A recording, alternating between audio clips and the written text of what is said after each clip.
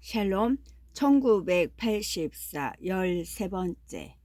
법 없이 늘 그대로 남아있다. 게다가 적도 부근에 피착취민들은 세계 경제에 별다른 영향을 끼치지 못하고 있다. 그들이 생산하는 것은 무엇이든 전쟁에 사용되고 전쟁의 목적은 늘 다음 전쟁에서의 유리한 위치를 확보하려는 데 있기 때문에 그들의 세계의 부에 실제적으로 공헌하는 것은 아무것도 없다. 노예 인구는 그들의 노동력으로 지속전의 속도를 더욱 가속화한다.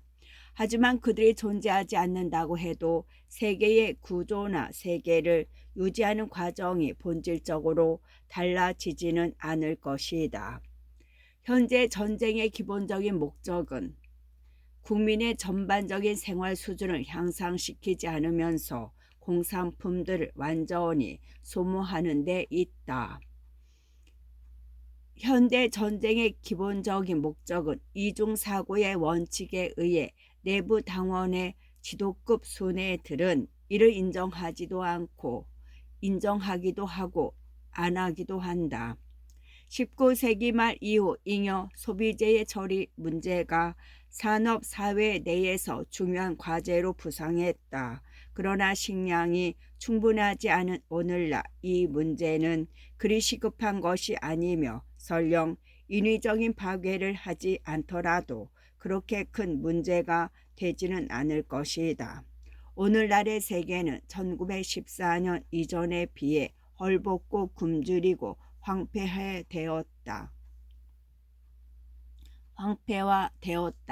다시 사람들이 예견했던 상상 속 미래 세계와 비교해 보면 더욱 그렇다. 20세기 초 대다수의 지식인들이 예측했던 미래 사회란 풍요하고 여유가 많으며 질서가 잡힌 가운데 모든 것이 능률적인 것이었다. 요컨대 유리와 강철과 하얀 콘크리트로 건설된 휘황찬란하고 영구적인 세계였던 것이다. 그들은 과학과 기술이 놀랄만한 속도로 발달할 것으로 보았고 그래야 당연하다고 생각했다. 그러나 실제로는 그렇게 되지 않았다. 그 이유는 장기적인 전쟁과 혁명으로 인해 나라 살림이 거덜난 한편 과학과 기술의 발전적 토대가 될 경험적 사고 방식이 엄격한 통제 사회에서는 불가능했기 때문이다. 전체적인 면에서 볼 때 오늘날의 세계는 50년 전보다 더 원시적이다. 물론 분야에 따라 발전되기도 했고 특히 전쟁과 경찰의 사찰과 관련된 여러 기술이 눈에 띄게 진보했지만 1950년대에 원자전으로 파괴된 것들이 아직도 완전히 복귀되지 않은 상태다. 그런데도 기계화로 인한 위험은 여전히 잠재하고 있다. 맨 처음 기계가 등장했을 때 사리를 분별할 줄 아는 사람들은 그것이 인간의 단조로우면서도 고된 노동을 맡아 하게 될 것이고 그렇게 되면 어느 정도까지는 인간의 불평등이 사라질 것이라고 예상했다. 만약 기계가 그 같은 목적에 적절히 부합하도록 사용되었다면 기아, 과로, 불결함, 문맹, 질병 등은 몇 세대 안에 모두 근절될 수 있었을 것이다. 사실 기계가 그런 목적에 사용되지 않았으면서도 가끔 분배하지 않을 수 없는 불을 생산함에 따라서 그 부산물로 19세기 말부터 20세기 초까지의 50년간 일반 국민의 생활 수준이 상당히 향상되긴 했다. 그러나 이 같은 식의 일률적인 부의 증거는 계층적 사회의 파괴를 초래할 위험, 어떤 의미에서는 그 자체가 파괴다. 초래할 위험을 안고 있다. 모든 사람들이 적게 일하고 배불리 먹으며 목욕탕과 냉장고가 있는 집에서 자동차와 비행기까지 소유하고 산다면 사회의 핵심을 이루는 불평등 구조는 틀림없이 붕괴되고 말 것이다. 만약 부가 일반적인 것이 되면 차별이란 있을 수 없다. 물론 개인적 소유와 사치라는 의미에서 부가 공평히 분배되는 한편으로 권력이 소수특권 계급에 의해 장악되는 사회를 상상할 수는 있다. 하지만 실제로 그런 사회는 오랫동안 안정을 유지할 수 없다. 왜냐하면 모든 사람들이 시간적 여유와 함께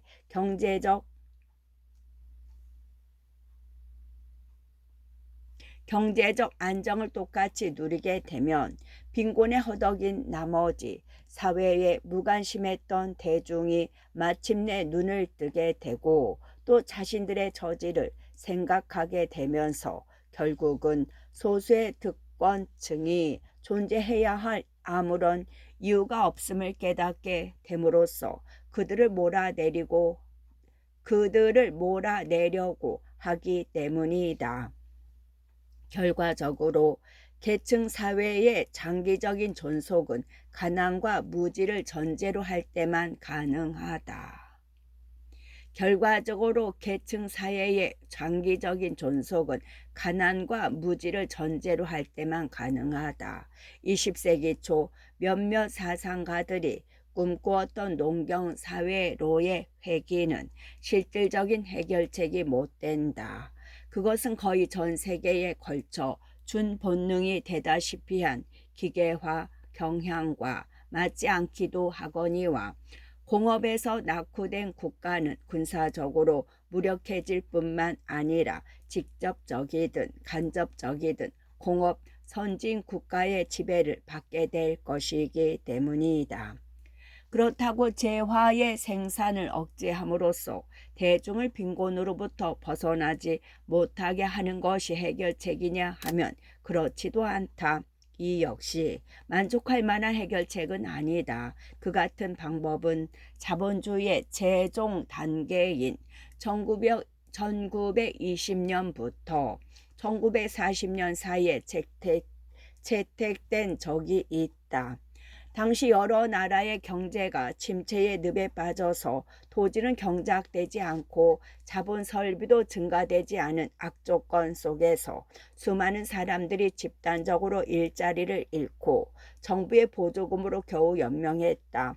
그런데 이 역시 군사력의 약화를 초래했고 빈곤에 의한 군사력 약화는 예상하지 않은 결과라서 그 반대 현상이 불가피하게 일어났다.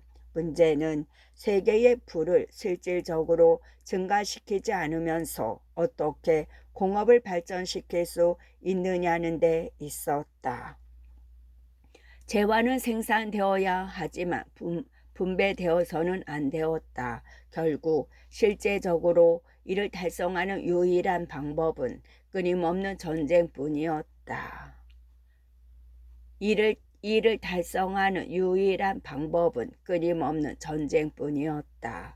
전쟁 행위의 본질은 인간의 생명뿐만 아니라 인간의 노동력의 산물을 파괴하는 것이다.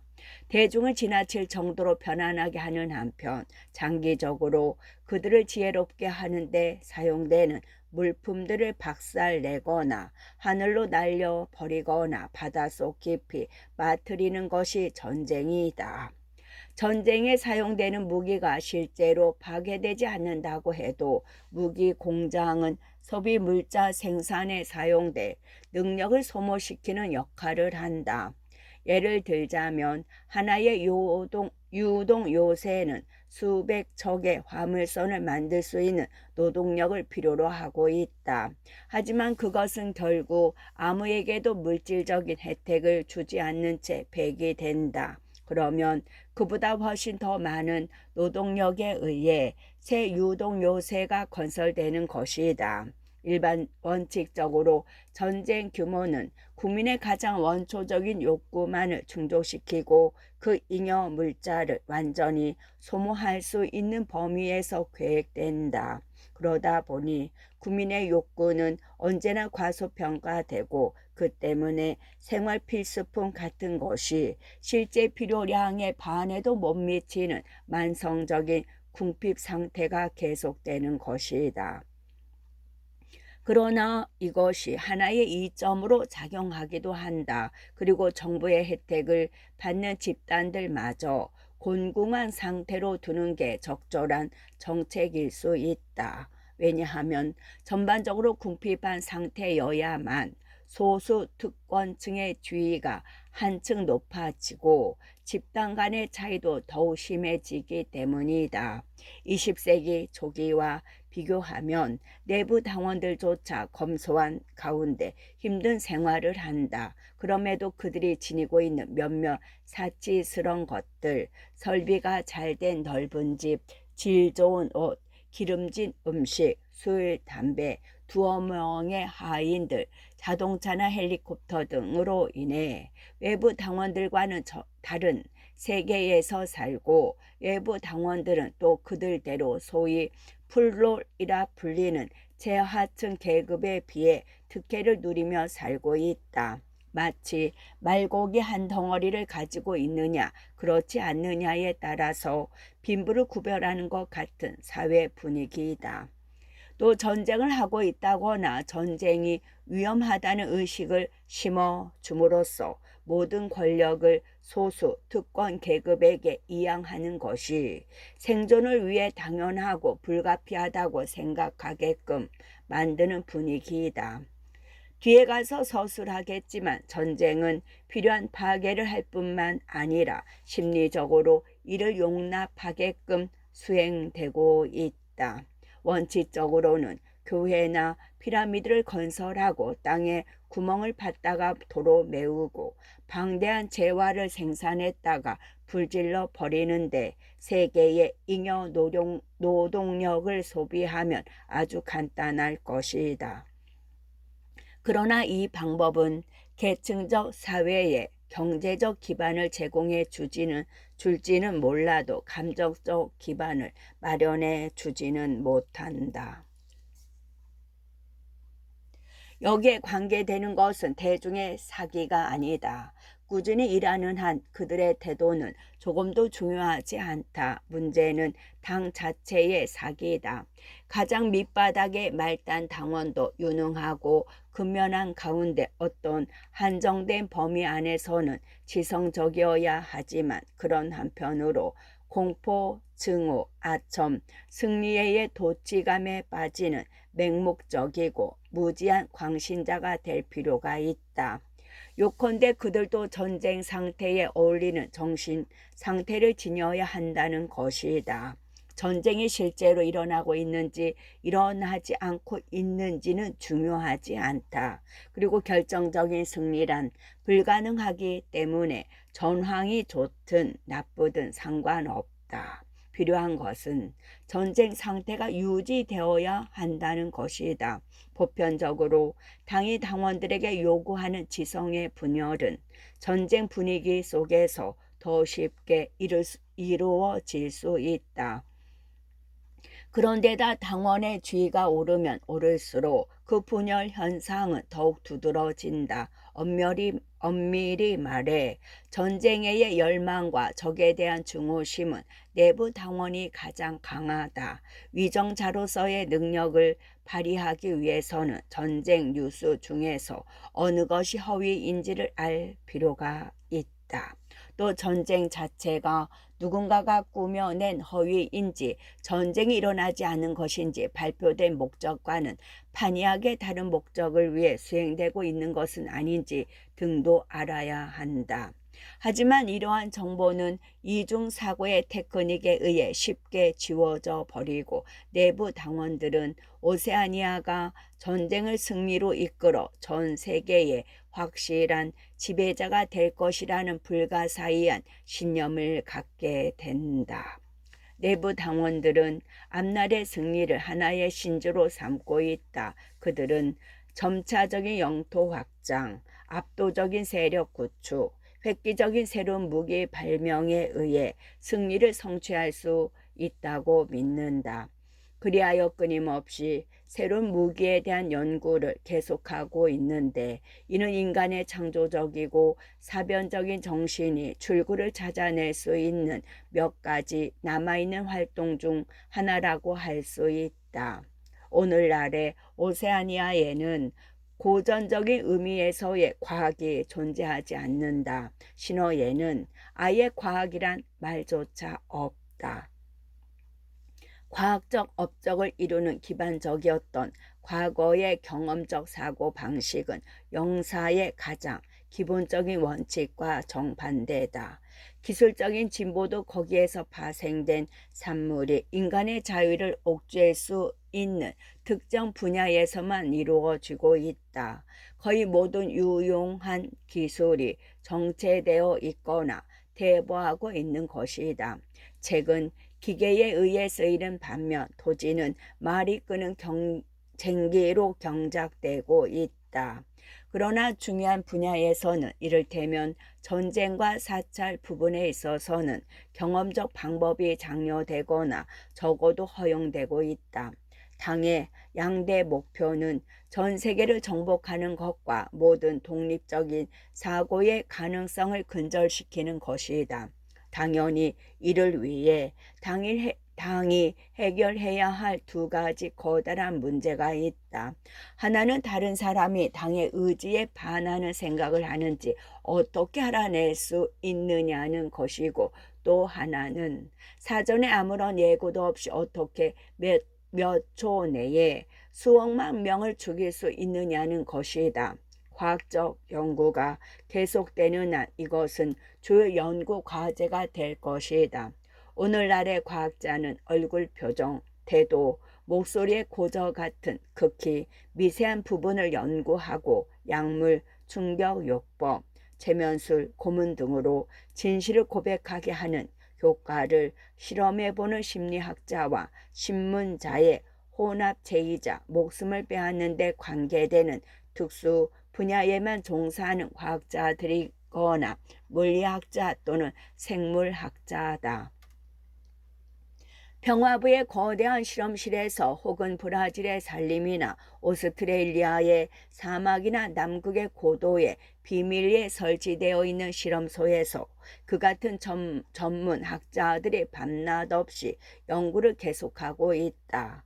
그들은 미래 전쟁의 병참을 계획하기도 하고 더 큰 로켓탄이나 더 강력한 폭탄, 더 방어력이 높은 장갑 강판을 고안하기도 하며 치명적인 효력을 발휘하는 새로운 독가스나 지구상의 식물을 전멸시킬 수 있는 가용성 독극물이나 가능한 모든 항독소에 대한 면역력을 갖고 있는 병균 배양에 대해 연구하기도 한다. 또 물속의 잠수함처럼 땅속을 뚫고 다니는 자동차나 활주로가 필요 없는 비행기를 만들기 위해 고심하기도 하고 수천 킬로미터의 상공에 렌즈를 매달아 태양 광선을 집중시키거나 지구 중심부의 열에 자극을 주어 인공적으로 지진이나 해를 일으키는 등의 가능성이 희박한 연구까지 하고 있다. 그러나 아직까지 그러한 연구나 계획 중 어느 것도 실현된 것은 없으며 새 초국가들 가운데 어느 나라도 다른 나라에 비해 확연하게 앞서는 성과를 거두지 못하고 있다. 그런데 놀라운 것은 3대 열강이 모두 현재의 연구 수준으로는 도저히 발명할 수 없을 것 같은 강력한 원자탄을 이미 소유하고 있다는 사실이다. 당은 입버릇처럼 자기들이 발명했다고 큰 소리 치지만 원자탄은 이미 1940년대에 처음 나타나서 10년 후에도 대규모로 사용되었다. 당시 수백 개의 원자탄이 주로 유럽 지역의 소련과 서부 유럽, 북아메리카의 공업지대에 떨어졌다. 그러자 각자의 지도자들은 위기감을 느꼈다. 원자탄을 계속 사용할 경우 기존 사회가 와해되고 그로 인해 자신들의 권력도 끝나게 될 것이기 때문이었다. 어떤 공식적인 협정이 맺어질 기미도 보이지도 않았지만 그 후 폭탄은 더 이상 투하되지 않았다. 새 열강은 원자탄을 계속 생산하기는 했어도 조만간 닥쳐올 것임이 틀림없는 결정적 순간에 대비해 저장만 해두었다. 전쟁의 기술은 지난 3, 40년 동안 거의 답보 상태에 있었다. 헬리콥터가 전보다 더 많이 생산되고 폭격기는 대부분 자체 추진 로켓으로 대체되었으며 파괴되기 쉬운 전함 역시 어떤 공격에도 끄떡없는 유동 요새가 출현했지만 그 외에는 별다른 발전이 없었다. 탱크, 잠수함, 어뢰, 기관총, 심지어 소총과 수류탄마저 옛날 것이 그대로 사용되고 있는 실정이다. 그리고 신문이나 텔레스크린이 살상에 대한 소식을 끊임없이 전하고는 있지만 단 몇 주 동안에 수백 수천만 명이 피살되던 전 시대의 격렬한 전쟁 같은 것은 일어나지 않고 있다. 3대 열강 중 어느 나라도 치명적인 패배의 위험이 있는 전술을 펼 생각을 않는다. 지금까지 방대한 작전을 수행한 경우는 대부분 동맹국에 대한 기습 공격을 가할 때였다. 3대 열강이 채택했거나 채택하는 척하는 전략은 모두 한결같다.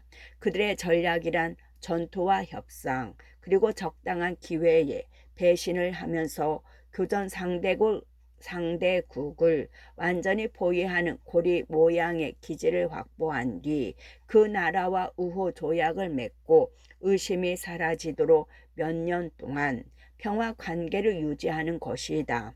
그런데 그 기간에 원자탄을 탑재한 로켓을 모든 전략 요지에 배치하고는 기회를 노렸다가 일제히 발산한다. 그렇게 하면 보복이 불가능할 정도로 치명적인 타격을 가할 수 있다는 것이 그들의 생각인데 그렇게 한 경우에는 나머지 열강과 평화조약을 맺어 새로운 공격을 준비할 수 있다는 것이다. 그러나 이 같은 전략은 말할 필요도 없이 실현될 수 없는 백일몽에 불과하다. 더구나 적도와 극지, 부근의 분쟁 지역 외에서는 어떤 전투도 벌어진 적이 없고 서로 상대국의 영토를 침략한 적도 없다. 이런 사실은 강대국들 간의 국경이 지역에 따라 제멋대로일 수 있다는 것을 뜻하기도 한다. 가령 유라시아는 지리적으로 유럽에 속하는 영국을 쉽게 정복할 수 있을 것이며 오세아니아는 라인 강이나 비스툴라 지방까지 국경을 늘릴 수 있을 것이다. 그러나 이것은 공식화되어 있지는 않지만 모든 나라가 지키고 있는 문화 보존의 원칙을 침해하는 결과를 낳는다. 만약 오세아니아가 예전에 프랑스와 독일로 알려졌던 지역을 정복하려 한다면 크나큰 난관에 부딪힐 것이다. 그렇게 하려면 그 지역 주민을 몰살하거나 이중사고의 기술에 익숙해질 때까지 1억이나 되는 인구를 오세아니아 수준으로 동화시켜야 하기 때문이다. 이것은 3대 열강에 다 같이 걸려있는 문제다. 전쟁 포로나 유색인 노예 같은 제한된 범위 내에서가 아니면 외국인과 일체의 접촉을 못하게 하는 것이 체내 유지상 절대적으로 필요하다. 공식적으로 동맹을 맺고 있는 나라 사람들조차 짙은 의혹의 눈초리로 바라보게 할 필요가 있다. 오세아니아의 일반 시민들은 전쟁 포로를 제외하고는 유라시아나 이스트아시아 사람들을 볼 수도 없는데 이들에게는 외국어 공부조차 금지되어 있다. 누구든 외국인들과 접촉하면 그들도 자신과 비슷한 인간이고 그들에 대해서 들어온 이야기의 대부분이 거짓이라는 사실을 깨닫게 될 것이다. 그 결과 그가 살고 있는 폐쇄된 사회는 붕괴되고 사기의 밑바탕이 되었던 공포와 증오, 독서는 고갈되어 버리리라. 그러기 때문에 페르시아, 이집트, 자바, 실론 등에서는 지배자가 아무리 바뀌어도 폭탄 외에는 그 어떤 것도 중요 국경선을 넘어갈 수 없도록 되어 있다. 그리고 이 같은 사실은 이미 모든 나라들이 알고 있다. 이러한 상황 하에서 공공연하게 언급되지는 않지만 암암리에 이해되고 그런 가운데 구체화된 한 가지 사실이 있다. 3대 초국가의 생활 조건이 모두 같다는 것이 그것이다. 오세아니아를 지탱하는 절악은 영사이고 유라시아의 그것은 신볼세비즘이며 이스트 아시아의 경우는 죽음 숭배다. 여기서 죽음 숭배는 중국어를 번역한 것인데 좀 더 정확하게 표현하자면 자기 말살 정도가 될 것이다. 오세아니아의 시민은 다른 두 나라의 절악을 조금이라도 알아서는 안 된다. 그것들은 도덕과 상식을 거스르는 야만적이고 난폭한 것이니 저주하라는 교육을 받는다. 하지만 그 세 가지 절악은 거의 구별이 안 될 정도로 비슷하다. 또 그런 철학에 의해 지탱되는 사회체제도 전혀 차이가 없다. 어디든 똑같은 피라미드형의 사회구조, 반신성화된 지도자 숭배, 계속되는 전쟁에 의해 그리고 계속되는 전쟁을 위해 존재하는 똑같은 경제가 있을 뿐이다. 따라서 새 초국가는 서로 상대국을 정복할 수도 없거니와 그럴 필요도 없다. 아무런 소득도 없는데 무엇 때문에 서로 정복을 하겠는가. 사실 새 열강이 대립 상태를 유지하는 게 오히려 안정적이다. 그것은 마치 새 다발의 옥수수단처럼 서로를 떠받쳐 주는 격이다. 그리고 이 세 열강의 지도자들은 자기들이 하는 일을 알기도 하고 모르기도 한다. 이들은 저마다의 일생을 세계 정복에 바쳤지만 전쟁은 영원히 그리고 승리 없이 계속되어야 한다는 것을 알고 있다. 그런데 정복될 위험이 없다는 사실 때문에 영사 및 다른 두 철학 체계의 특징인 현실 부정이 가능하게 된다. 앞에서 말한 전쟁이 끊임없이 계속됨으로써 그 성격이 근본적으로 바뀌었다는 것을 반복해둘 필요가 바로 여기에 있다. 과거 세대의 정의에 의하면 전쟁이란 조만간 끝이 나며 승패가 분명한 것이었다. 또한 이것은 인간 사회가 물리적 현실로서 부딪힐 수밖에 없는 중요한 요소 중 하나였다. 어느 시대에나 통치자들은 국민들에게 그릇된 세계관을 강요하려고 애썼지만 군사력을 약화시킬 우려가 있는 환상 같은 것은 조장할 수 없었다. 패배가 독립성의 상실 같은 바람직하지 못한 결과를 의미하는 한 패배하지 않기 위한 예방책이 절실하게 강구되어야 했다. 그러기 때문에 물리적 사실들이 무시될 수 없었다. 철학이나 종교나 윤리학이나 정치학에서 2 더하기 2은 5이 될 수도 있지만 총이나 비행기를 설계하는 분야에서는 반드시 4이어야 한다.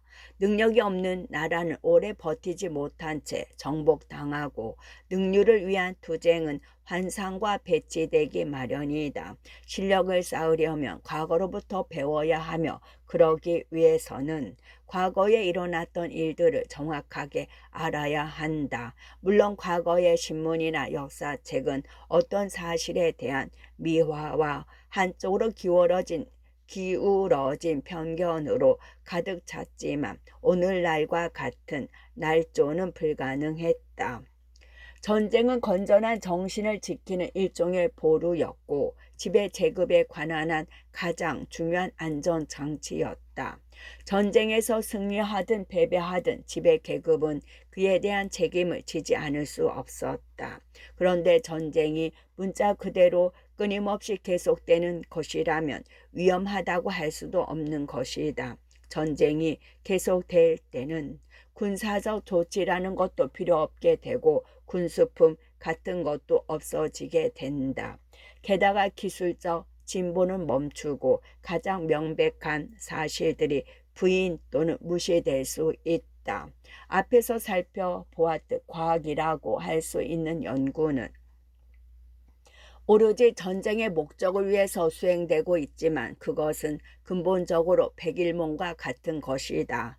따라서 아무런 소득 없이 실패만 거듭한다 해도 심각한 일이 아니다. 능력은 필요 없다. 심지어 군사력도 더 이상 필요하지 않다. 오세아니아에서는 사상 경찰 외에 능력 있는 것이라고는 아무것도 없다. 3대 열강들은 서로 정복할 수 없기 때문에 저마다 독립된 하나의 우주를 이루고 있는데 그 안에서는 어떤 사상이든 마음대로 왜곡할 수 있다. 현실은 일상생활 가운데서의 욕구, 먹고 마시고 집과 의복을 갖고 독약을 마시지 않으려 하거나 꼭대기층의 창문에서 떨어지지 않으려는 욕구 등을 통해서만 힘을 발휘할 수 있다. 삶과 죽음, 육체적 쾌락과 고통 사이에는 여전히 경계선이 그어져 있지만 단지 그뿐이다. 외부 세계와 과거로부터 단절되어 있는 오세아니아 시민들은 마치 우주 속에서 사는 사람처럼 올라가고 내려가는 방향을 알 도리가 없다. 오세아니아 같은 나라의 지배자들은 파라오나 시저보다 더 막강한 절대 권력을 지니고 있다. 이들은 성가실 정도로 많은 추종자들이 굶어 죽지 않도록 힘써야 하며 경쟁국 수준만큼 군사적 기술을 지닐 수 있도록 애써야 한다. 그러나 그 최소 한도만 달성되면 이들은 자신들이 선택한 모양과 방식대로 현실을 마음껏 왜곡할 수 있다. 옛날의 전쟁과 비교하면 오늘날의 전쟁은 한낱 협잡에 지나지 않는다. 그것은 마치 서로 해칠 수 없도록 뿔이 엉뚱하게 나 있는 반추 동물들의 싸움과 같다. 그러나 전쟁이 비현실적이라 해도 무의미한 것은 아니다. 전쟁은 잉여 소비재를 소비시키고 계층적 사회가 필요로 하는 독특한 정치적 분위기를 조성하기 때문이다. 뒤에 가서 서술하겠지만 전쟁은 이제 단순한 국내 문제일 뿐이다. 과거에는 모든 나라의 지배자들이 공동의 이해관계를 인식하고 전쟁의 파괴력을 제한하기도 했지만 그런 가운데서도 늘 전쟁을 했고 승자는 언제나 패자를 약탈했다. 하지만 우리 시대의 지배자들은 서로 간에 전쟁은 하지 않는다. 전쟁은 이제 지배 집단이 국민을 상대로 벌이는 싸움이며 전쟁의 목적도 영토의 정복이나 방어가 아니라 사회체제를 그대로 유지하는 데 있다. 결국 전쟁이란 낱말은 잘못 해석되고 있는 것이다. 늘 전쟁이 계속되고 있기 때문에 사실은 전쟁이 없다는 말이 정확한 표현일지도 모른다.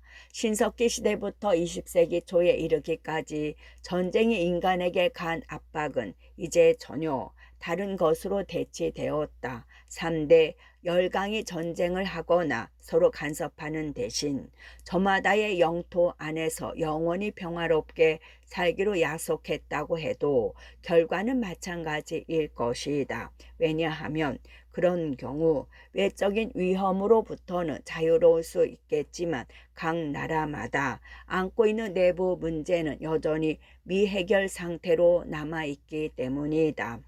따라서 진실로 영원한 평화는 영원한 전쟁과 똑같다.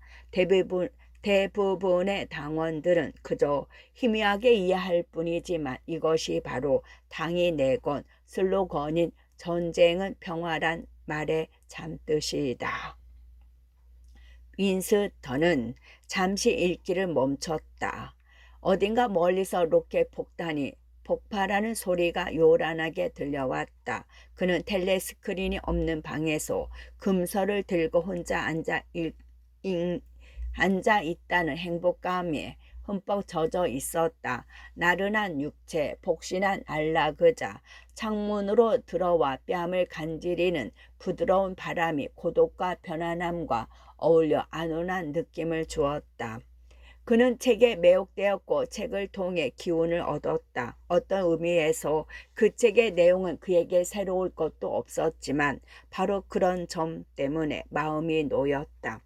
그 책 속에는 그의 머릿속에서 두서없이 되풀이 되는 생각들을 체계적으로 정리할 수만 있다면 썼어도 그 자신이 썼을 글들이 들어있었다. 그 책의 저자는 그와 유사한 생각을 하고 있는 사람이었다. 하지만 그보다는 훨씬 더 강한 데다 사고가 체계적이며 두려움도 없는 사람인 것 같았다. 훌륭한 책이란 독자가 이미 알고 있는 사실을 이야기해 주는 것이라고 그는 생각했다. 그런데 그가 제1장을 다시 읽기 위해 페이지를 넘기는 순간이었다. 계단을 올라오는 줄리아의 발소리가 들렸다. 그는 의자에서 일어나 그녀를 맞았다. 그녀는 갈색의 연장 가방을 마루에 집어 던지다시피 하고 둘은 일주일 넘게 만나지 못했다. 그 책을 받아서 그가 말했다. 그래요. 잘 됐네요. 그녀는 별 관심이 없는 것처럼 말하고는 커피를 끓이려는 듯 석유 난로 옆에 꿇어 앉았다. 그의 입에서 그 책에 관한 이야기가 다시 나온 것은 두 사람이 30분쯤 지나서였다. 저녁 공기는 서늘했다. 창문 아래쪽에서 귀에 익은 노래소리와 뜰 바닥에 끌리는 신발 소리가 들려왔다. 위스턴이 처음 이 방에 왔을 때 보았던 젓갈새 팔뚝의 건장한 아낙네는 밤낮 뜰에서만 사는 모양이었다. 그녀는 날마다 대야와 빨랫줄 사이를 왔다 갔다 하며 입에 빨래 집게를 무는 것과 활기차게 노래 부르는 것을 번갈아 하는 것 같았다. 줄리아는 그는 손을 뻗어 바닥에 떨어진 책을 집어들고 기대 앉았다. 당신도 이 책을 읽어봐. 형제단의 모든 단원은 이 책을 꼭 읽어야 해. 그가 말했다. 당신이 읽으세요. 큰 소리로요. 그게 가장 좋겠어요. 당신이 큰 소리로 읽으면서 책의 설명도 해주세요. 그녀가 눈을 감은 채 말했다. 시계는 저녁 6시, 즉 18시를 가리키고 있었다. 앞으로 서너 시간의 여유가 남았다. 그는 책을 무릎 위에 올려놓고 소리내어 읽기 시작했다. 제1장 무지는 힘. 유사일의 아니 신석기 시대 말기 이후로 지구상에는 상중하라는 세 계급들의 사람들이 살아왔다. 그들은 다시 여러 갈래로 나뉘어졌고 저마다 이름이 다른 수많은 후손들이 태어났다. 그리고 그들 상호 간의 인구수와 함께 그들 상호 간의 태도도 시대에 따라 다양하게 변했다. 그러나 사회의 본질적인 구조는 변하지 않았다. 엄청난 변과 결정적인 변란이 일어난 후에도 마치 팽이가 이리 맞고 저리 맞아도 언제나 균형을 되찾는 것처럼 동일한 사회의 양상이 재현되어 왔다. 줄리아, 자는 거야? 위스턴이 물었다. 아니요, 듣고 있어요. 계속하세요. 재미있네요. 그는 계속해서 읽었다.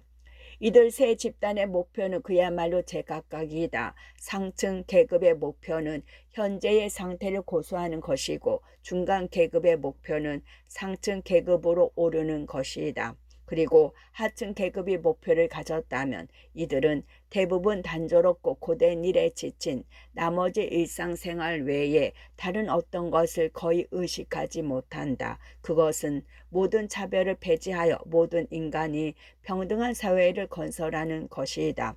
유사일에 본질적으로 똑같은 투쟁이 끊임없이 반복해서 일어났던 것은 바로 이처럼 저마다의 목표가 상층되었기 때문이다.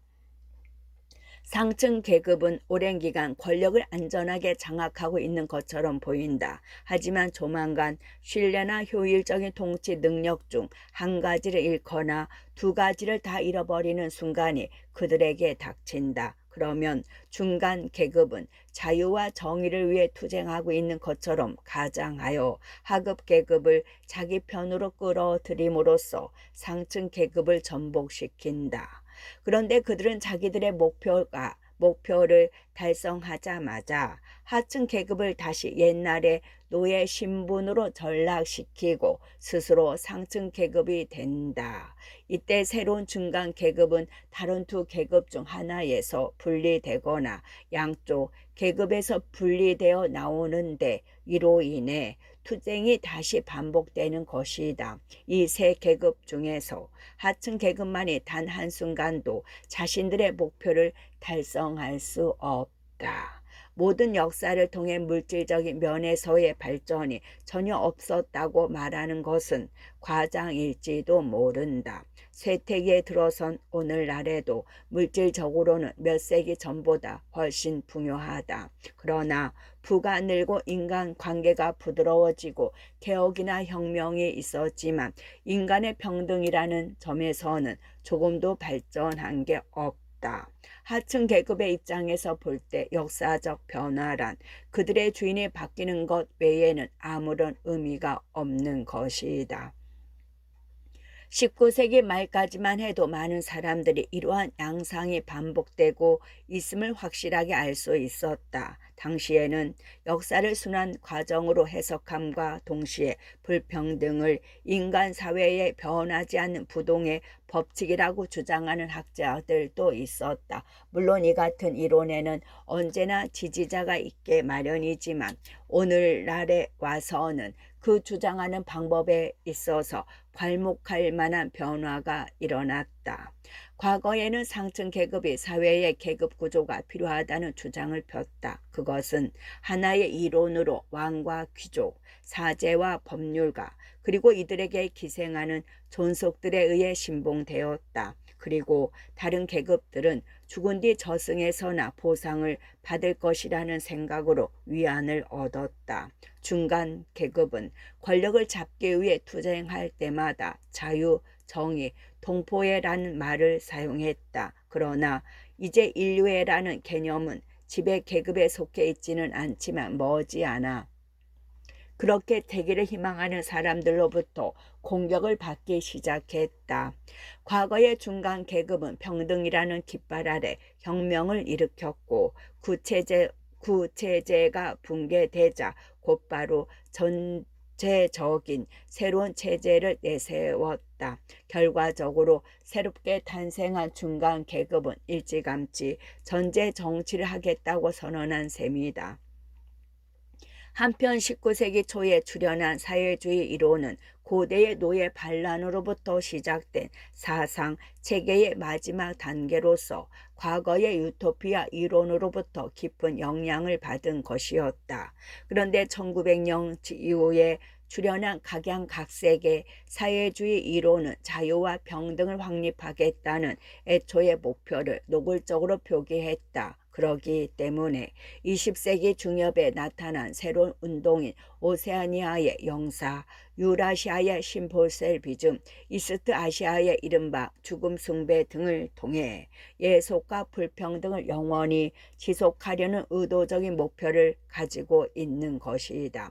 물론 이러한 새로운 움직임은 과거의 이론으로부터 발전해 온 것이고 그런 만큼 과거의 명칭을 그대로 사용하여 과거의 이데올로기를 지켜 세우고 있다. 하지만 이 모든 이론의 목적은 발전을 억제시키고 어느 순간을 기점으로 역사를 동결시키는 것이다.